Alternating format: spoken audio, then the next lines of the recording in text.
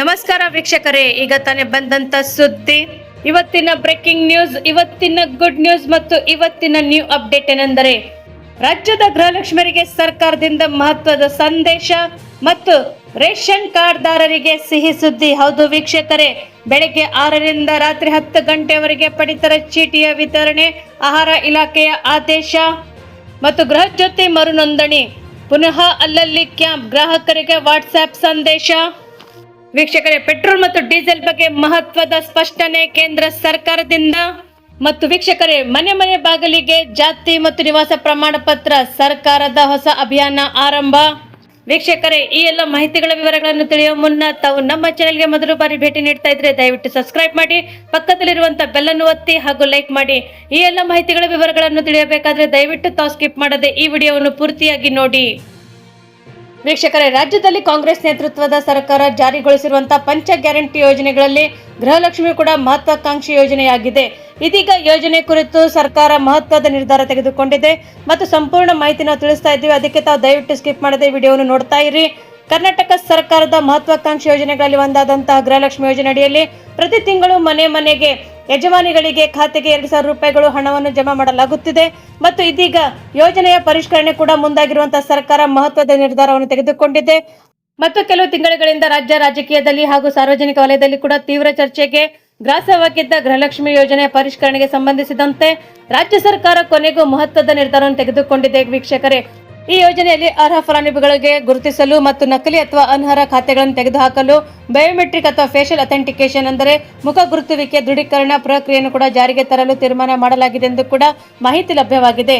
ಕುಟುಂಬದ ಯಜಮಾನಿಗೆ ಪ್ರತಿ ತಿಂಗಳು 2,000 ರೂಪಾಯಿಯನ್ನು ಆರ್ಥಿಕ ನೆರವು ನೀಡುವ ಗೃಹಲಕ್ಷ್ಮಿ ಯೋಜನೆಗೆ ರಾಜ್ಯಾದ್ಯಂತ 1.20 ಕೋಟಿ ಅಧಿಕ ಮಹಿಳೆಯರು ಕೂಡ ನೋಂದಾಯಿಸಿಕೊಂಡಿದ್ದಾರೆ ಎಂದು ಕೂಡ ಹೇಳಲಾಗುತ್ತಿದೆ.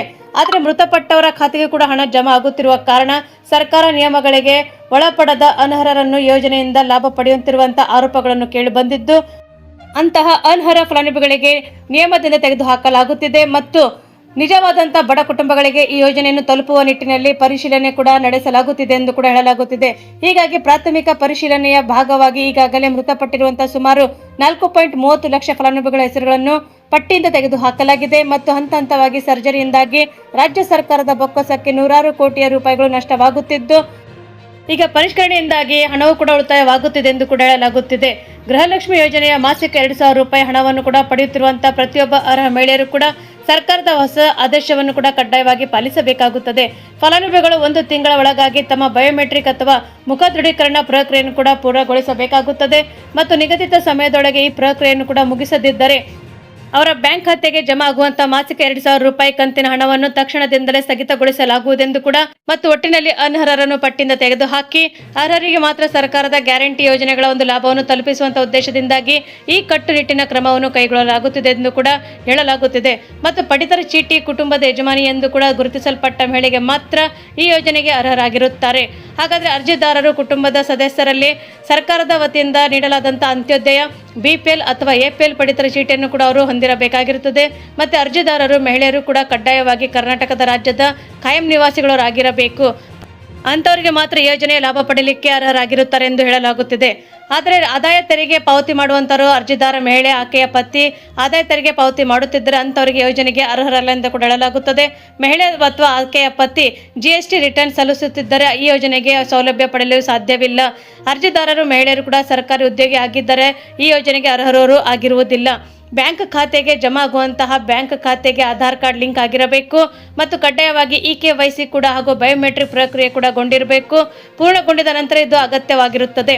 ಯಾಕಂದರೆ ಒಟ್ಟಿನಲ್ಲಿ ಇದೀಗ ರಾಜ್ಯ ಸರ್ಕಾರ ಅನರ್ಹರನ್ನು ಪಡೆಯುತ್ತಿದ್ದಂತಹ ಗೃಹಲಕ್ಷ್ಮಿ ಹಣಕ್ಕೆ ಕತ್ತರಿ ಹಾಕಲು ಮುಂದಾಗಿದೆ. ಯಾಕೆಂದರೆ ಅರ್ಹರಿರುವಂತಹ ಲಾಭವನ್ನು ಒದಗಿಸಲು ಮಹತ್ವದ ಕ್ರಮಕ್ಕೆ ಕೈ ಹಾಕಿದ್ದಾರೆ ಎಂದು ಕೂಡ ಹೇಳಲಾಗುತ್ತಿದೆ.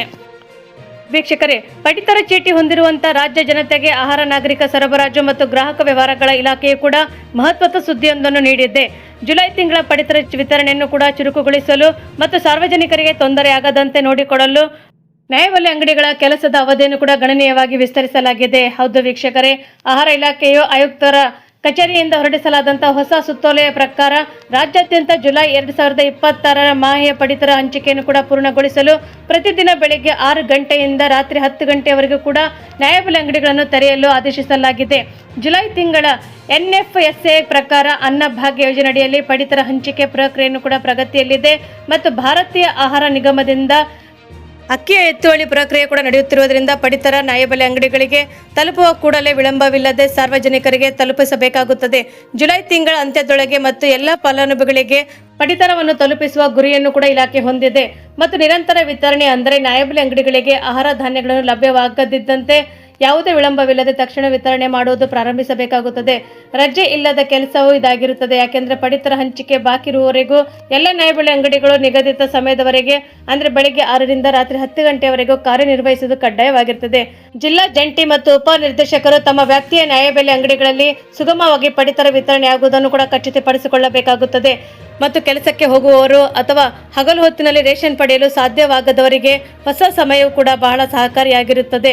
ಯಾವುದೇ ಪಡಿತರ ಚೀಟಿಗಳನ್ನು ಕೂಡ ಆಹಾರ ಧಾನ್ಯಗಳಿಂದ ವಂಚಿತರಾಗಬಾರದು ಮತ್ತು ಈ ದೃಷ್ಟಿಯಿಂದ ಈ ಕ್ರಮವನ್ನು ತೆಗೆದುಕೊಳ್ಳಲಾಗಿದೆ.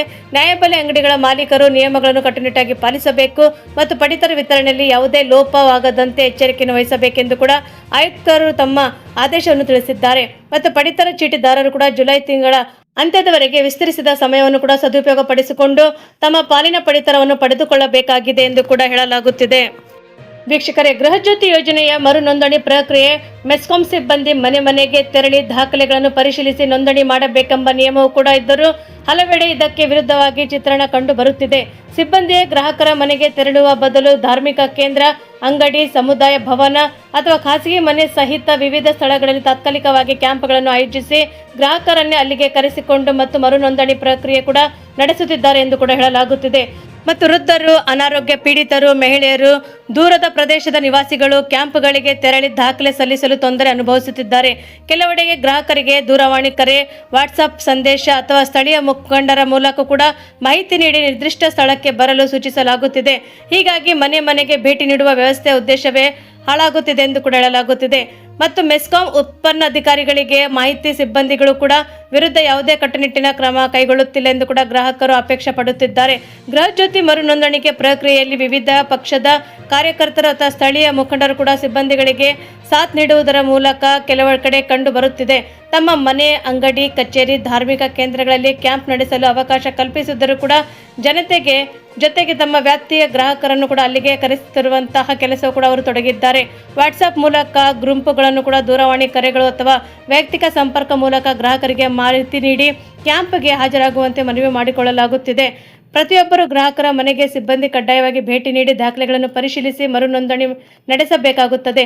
ಇದರಿಂದ ನೈಜ ಫಲಾನುಭವಿಗಳ ಗುರುತುವಿಕೆ ಕೂಡ ಸುಲಭವಾಗುತ್ತದೆ ಮತ್ತು ಜೊತೆಗೆ ತಪ್ಪು ಮಾಹಿತಿಯಿಂದ ಉಂಟಾಗುವಂತಹ ಸಮಸ್ಯೆಗಳನ್ನು ತಪ್ಪಿಸುವುದು ಕೂಡ ಗ್ರಾಹಕರಿಗೆ ಆಗ್ರಹ ವಹಿಸಿದ್ದಾರೆ.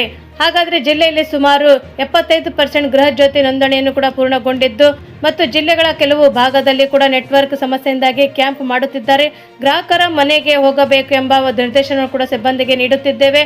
ಬಾಡಿಗೆ ಮನೆ ಸಿಬ್ಬಂದಿರು ಕರಾರು ಅಥವಾ ಪತ್ರ ಇಲ್ಲದ ಕಾರಣ ಮೆಸ್ಕಾಂ ಪೂರ್ವ ಮುದ್ರಿತ ಅರ್ಜಿಯಲ್ಲಿ ಕೂಡ ಮನೆ ಮಾಲೀಕರು ಅಥವಾ ಬಾಡಿಗೆದಾರರು ಸಹಿ ಮಾಡಿ ಮರು ನೋಂದಣಿ ಮಾಡಿಸಿಕೊಳ್ಳಬಹುದೆಂದು ಕೂಡ ಹೇಳಲಾಗುತ್ತಿದೆ. ವೀಕ್ಷಕರೇ, ದೇಶದಲ್ಲಿ ಬಳಸುತ್ತಿರುವಂತಹ E20 ಪೆಟ್ರೋಲ್ ಸುರಕ್ಷಿತ, ಸ್ವಚ್ಛ ಹಾಗೂ ತಾಂತ್ರಿಕವಾಗಿ ಅತ್ಯಂತ ಮುಂದುವರೆದಂಥ ಇಂಧನವಾಗಿದ್ದು ಮತ್ತೆ ಎಥನಾಲ್ ರಹಿತ ಶುದ್ಧ ಪೆಟ್ರೋಲ್ ಬಳಕೆ ಆರಂಭಿಸಿ ಯಾವುದೇ ಪ್ರಸ್ತಾಪ ಸರ್ಕಾರವು ಕೂಡ ಮುಂದಾಗಿಲ್ಲ ಎಂದು ಕೇಂದ್ರ ಸರ್ಕಾರ ಕೂಡ ಸ್ಪಷ್ಟಪಡಿಸಿದೆ. ಅಲ್ಲದೆ ಪೆಟ್ರೋಲ್ನಲ್ಲಿ ಎಥನಾಲ್ ಮಿಶ್ರಣವನ್ನು 20% ಮಾತ್ರ ಹೆಚ್ಚಿಸುವ ಕುರಿತು ಸಹ ಪ್ರಸ್ತುತ ಯಾವುದೇ ನಿರ್ಧಾರ ಕೈಗೊಂಡಿಲ್ಲ ಎಂದು ಕೂಡ ಪೆಟ್ರೋಲಿಯಂ ಮತ್ತು ಪ್ರಾಕೃತಿಕ ಅನಿಲ ಸಚಿವಾಲಯ ಕೂಡ ರಾಜ್ಯ ಸಚಿವರಿಗೆ ಕೂಡ ಉತ್ತರ ನೀಡಿದ್ದಾರೆ ಅಂತ ತಿಳಿಸಿದ್ದಾರೆ ಎಂದು ಕೂಡ ಹೇಳಲಾಗುತ್ತಿದೆ. ಹಳೆಯ ಪದ್ಧತಿಗಳಂತೆ ಮರಳುವಂತಹ ಬದಲು ಅತ್ಯಾಧುನಿಕ ಮತ್ತು ತಾಂತ್ರಿಕವಾಗಿ ಉತ್ತಮ ತಂತ್ರಜ್ಞಾನದತ್ತ ಸಾಗುವುದು ಸರ್ಕಾರದ ಸ್ಪಷ್ಟ ನೀತಿಯಾಗಿದೆ. ನಿಗದಿತ ಗಡುವಿನಿಂದ 5 ವರ್ಷಗಳ ಮುಂಚಿತವಾಗಿಯೇ ಭಾರತವು 20% ಎಥನಾಲ್ ಮಿಶ್ರಣವನ್ನು ಕೂಡ ಗುರಿಯನ್ನು ಕೂಡ ತಲುಪಿದೆ ಮತ್ತು 85% ಎಥನಾಲ್ ಹೊಂದಿರುವಂತಹ E85 ಇಂಧನವನ್ನು ಕೂಡ ವಾಹನಗಳಿಗೆ ಮಾತ್ರ ಪ್ರಮಾಣೀಕರಿಸಲಾಗಿದೆ. ಇದು ಸಾಮಾನ್ಯ ಪೆಟ್ರೋಲ್ ಪೂರೈಕೆಯ ಭಾಗವಲ್ಲ ಎಂದು ಕೂಡ ಸರ್ಕಾರ ತಿಳಿಸಿದೆ. ಮತ್ತು ಇಂಜಿನ್ ಹಾಳಾಗದಂತೆ ಹರಡಿದ ವದಂತಿಗಳಿಗೆ ತೆರವು ಎಳೆದಂತಹ ಕೇಂದ್ರ ಸರ್ಕಾರವು E20 ಪೆಟ್ರೋಲ್ನಿಂದ ವಾಹನಗಳ ಇಂಜಿನ್ ಹಾಳಾಗುತ್ತದೆ ಮತ್ತು ಮೈಲೇಜ್ ಕಡಿಮೆ ಆಗುತ್ತದೆ ಎಂದು ಕೂಡ ಸಾಮಾಜಿಕ ಜಾಲತಾಣಗಳಲ್ಲಿ ವದಂತಿಗಳನ್ನು ಕೂಡ ಸರ್ಕಾರ ತಳ್ಳಿಹಾಕಿದೆ. ನೀತಿ ಆಯೋಗ ಮತ್ತು ವಿವಿಧ ಸಂಸ್ಥೆಗಳ ನಡೆಸಿದಂಥ ಸುದೀರ್ಘ ಪ್ರಯೋಗಾಲಯ ಪರೀಕ್ಷೆಗಳು ಕೂಡ ನೈಜ ಬಳಕೆಯ ದಂತಾಂಶಗಳು E20 ಇಂಧನದಿಂದ ಇಂಜಿನ್ಗಳಿಗೆ ಯಾವುದೇ ಹಾನಿಯಾಗುವುದಿಲ್ಲ ಎಂಬುದು ಕೂಡ ನಿರೂಪಿಸಿದೆ. ಮತ್ತು ಪ್ರಮುಖ ಕಾರು ತಯಾರಿಸಿದಂಥ ಕಂಪನಿಗಳು ಕೂಡ E20 ಪ್ರಮಾಣೀಕೃತವಲ್ಲದ ಹಳೆಯ ವಾಹನಗಳನ್ನು ಕೂಡ ಸೇರಿದಂತೆ ಲಕ್ಷಾಂತರ ವಾಹನಗಳನ್ನು ಸರ್ವಿಸ್ ಮಾಡಿದ್ದು, ಎಥನಾಲ್ ಇಂಜಿನ್ ಹಾಳಾದಂಥ ಒಂದೇ ಒಂದು ದೂರು ಕೂಡ ಕಂಡು ಬಂದಿಲ್ಲ ಎಂದು ಕೂಡ ಸಚಿವರು ತಿಳಿಸಿದ್ದಾರೆ ಎಂದು ಹೇಳಲಾಗುತ್ತಿದೆ. ದೇಶದಲ್ಲಿ 20 ಕೋಟಿ ಹೆಚ್ಚು ದ್ವಿಚಕ್ರ ವಾಹನಗಳು ಹಾಗೂ 3 ಕೋಟಿ ಹೆಚ್ಚು ಕಾರುಗಳು ಮತ್ತು E20 ಪೆಟ್ರೋಲ್ನಲ್ಲಿ ಯಾವುದೇ ತೊಂದರೆ ಇಲ್ಲದೆ ಸಂಚರಿಸುತ್ತಿದ್ದಾರೆ. ಮೈಲೇಜ್ ಮತ್ತು ಆರ್ಥಿಕ ಪ್ರಯೋಜನಗಳನ್ನು ಕೂಡ ಮೈಲೇಜ್ ಕುರಿತು ಸ್ಪಷ್ಟನೆ ನೀಡಿ ಸರ್ಕಾರ ಇಂಧನದ ಕ್ಷಮತೆಯ ಕೂಡ ಚಾಲನಾ ಅಭ್ಯಾಸ, ವಾಹನಗಳ ನಿರ್ವಹಣೆ ಮತ್ತು ರಸ್ತೆ ಪರಿಸ್ಥಿತಿಗಳನ್ನು ಕೂಡ ಅವಲಂಬಿಸುತ್ತಿದೆ. ಈ 10 ಮಾದರಿಯ ಹಳೆಯ ವಾಹನಗಳಲ್ಲಿ E20 ಬಳಸಿದಾಗ 3-5% ಮೈಲೇಜ್ ಕೂಡ ಕೊರತೆ ಕಾಣಿಸಬಹುದು. ಆದರೆ E20 ಇಂಧನದ ಹೆಚ್ಚಿನ ಆಕ್ಟಿವ್ ಮಾಡುವಂತಹ ವಾಹನಗಳ ಕಿಪ್ಯಾಪ್ ಚಾಲನಾ ಅನುಭವ ಕೂಡ ಮತ್ತು ಇಂಜಿನ್ ಸಾಮರ್ಥ್ಯವನ್ನು ಹೆಚ್ಚಿಸುತ್ತದೆ. ಎಥನಾಲ್ ಮಿಶ್ರಣ ಯೋಜನೆಯಿಂದಾಗಿ ದೇಶಕ್ಕೆ ಬೃಹತ್ ಆರ್ಥಿಕ ಮತ್ತು ಪರಿಸರ ಪ್ರಯೋಜನಗಳು ಆಗುತ್ತವೆ. ಕಚ್ಚಾ ತೈಲ ಆಮದು ಕಡಿಮೆ ಆಗುವುದರಿಂದ ಸುಮಾರು 2 ಲಕ್ಷ ಕೋಟಿ ರೂಪಾಯಿ ವಿದೇಶಿ ವಿನಿಮಯ ಉಳಿತಾಯ ಮಾಡಬಹುದಾಗಿದೆ. ಮತ್ತು ಸಾರ್ವಜನಿಕ ವಲಯದಲ್ಲಿ ತೈಲ ಕಂಪನಿಗಳು ಸೂಕ್ತ ಕುಂದುಕೊರತೆ ವಿತರಣಾ ವ್ಯವಸ್ಥೆಯನ್ನು ಕೂಡ ಕಲ್ಪಿಸಿದೆ. ಪೆಟ್ರೋಲ್ ಬಂಕ್ಗಳ ದೂರು ಪುಸ್ತಕ ಮತ್ತು ಟೋಲ್ ಫ್ರೀ ಸಂಖ್ಯೆಗಳನ್ನು ಕೂಡ ಮೊಬೈಲ್ ಆ್ಯಪ್ನಿಂದ ಮತ್ತು ವೆಬ್ಸೈಟ್ಗಳ ಮೂಲಕ ಗ್ರಾಹಕರು ದೂರು ದಾಖಲಿಸಬಹುದಾಗಿದೆ ಎಂದು ಕೂಡ ಹೇಳಲಾಗುತ್ತಿದೆ. ವೀಕ್ಷಕರೇ, ರಾಜ್ಯದ ಜನರಿಗೆ ಜಾತಿ ಪ್ರಮಾಣ ಪತ್ರ ಮತ್ತು ಶಾಶ್ವತ ನಿವಾಸ ಪ್ರಮಾಣ ಪತ್ರಗಳನ್ನು ಸುಲಭವಾಗಿ ತಲುಪಿಸುವ ಮಹತ್ವದ ಅಭಿಯಾನಕ್ಕೆ ರಾಜ್ಯ ಸರ್ಕಾರವು ಅಧಿಕೃತ ಚಾಲನೆ ನೀಡಿದೆ. ಮತ್ತು ಸಾರ್ವಜನಿಕರಿಗೆ ಸರ್ಕಾರಿ ಸೇವೆಗಳನ್ನು ಇನ್ನಷ್ಟು ಸುಲಭವಾಗಿ ಒದಗಿಸುವ ಉದ್ದೇಶದಿಂದಾಗಿ ಈ ಯೋಜನೆಯು ಹೊಂದಿದೆ ಎಂದು ಹೇಳಲಾಗುತ್ತಿದೆ. ಮತ್ತು ಈ ಅಭಿಯಾನದಡಿ ಕಂದಾಯ ಇಲಾಖೆಯ ಸಿಬ್ಬಂದಿ ನೇರವಾಗಿ ಮನೆ ಮನೆಗೆ ಭೇಟಿ ನೀಡಿ ಅಗತ್ಯ ದಾಖಲೆಗಳ ಪರಿಶೀಲನೆ ನಡೆಸಲಿದ್ದು, ಅರ್ಹ ಫಲಾನುಭವಿಗಳಿಗೆ ಜಾತಿ ಪ್ರಮಾಣ ಪತ್ರ ಮತ್ತು ಶಾಶ್ವತ ನಿವಾಸ ಪ್ರಮಾಣ ಪತ್ರಗಳನ್ನು ಕೂಡ ವಿತರಿಸುತ್ತಿದ್ದಾರೆ.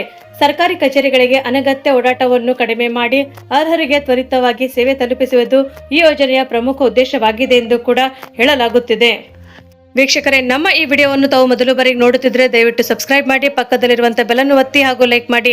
ನಿಮ್ಮ ಸಲಹೆ ಮತ್ತು ಸೂಚನೆಗಳನ್ನು ದಯವಿಟ್ಟು ನಮಗೆ ಕಮೆಂಟ್ ಬಾಕ್ಸಲ್ಲಿ ತಿಳಿಸಿ ಮತ್ತು ತಪ್ಪದೇನೆ 3 ಕೂಡ ಮೆನ್ಷನ್ ಮಾಡಿ. ಯಾಕೆಂದರೆ ಮುಂದಿನ ಮಾಹಿತಿಗಳನ್ನು ಅಪ್ಡೇಟ್ ಮಾಡಲು ನಮಗೆ ಅನುಕೂಲವಾಗುತ್ತದೆ. ಮತ್ತು ನಮ್ಮ ಈ ವಿಡಿಯೋವು ತಾವು ಪೂರ್ತಿಯಾಗಿ ನೋಡೋದಕ್ಕೆ ತಮಗೆ ಧನ್ಯವಾದಗಳು.